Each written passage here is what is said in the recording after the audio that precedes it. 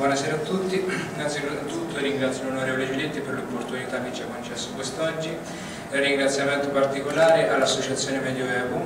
che da oramai 3 anni organizza la festa dei statuti, soprattutto per sottolineare che sono dei ragazzi, cosa non comune oggi da parte dei ragazzi anche della nostra età, che mettono tempo e sacrificio per investire tutto e allo stesso tempo alle porte ai loro rappresentanti, di cui alcuni oggi sono qui, perché organizzare la festa va organizzata anche manualmente, allestendo il tutto e organizzando nei minimi dettagli e in modo più rigoroso possibile il 1380, quindi un grazie a tutti quanti anche da parte mia.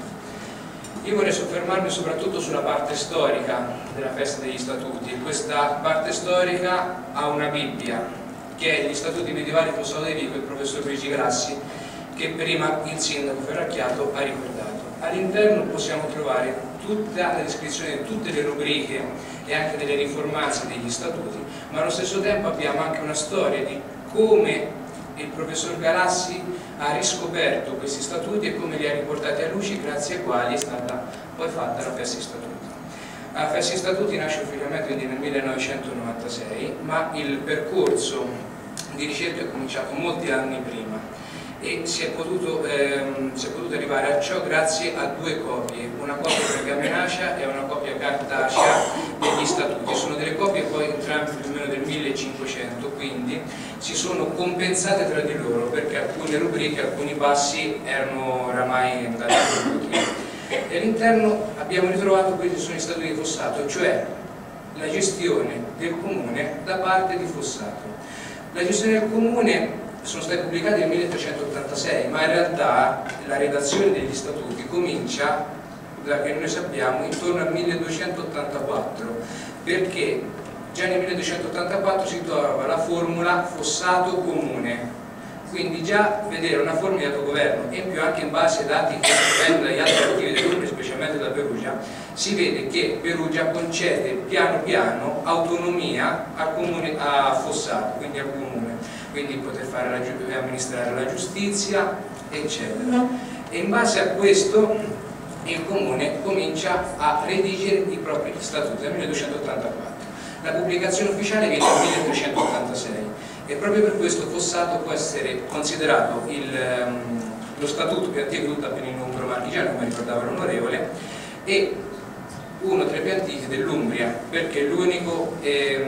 dato che Fossato comincia intorno a fine 1200, abbiamo solamente Città di Castello, alcuni frammenti di statuto che risalgono al XII secolo, o addirittura comunque abbiamo Todi, Gubbio e un altro comune che vengono prima di Fossato, quindi Fossato è uno dei comuni che comincia ad autogovernarsi per primo in Umbria e anche all'interno proprio del centro Italia.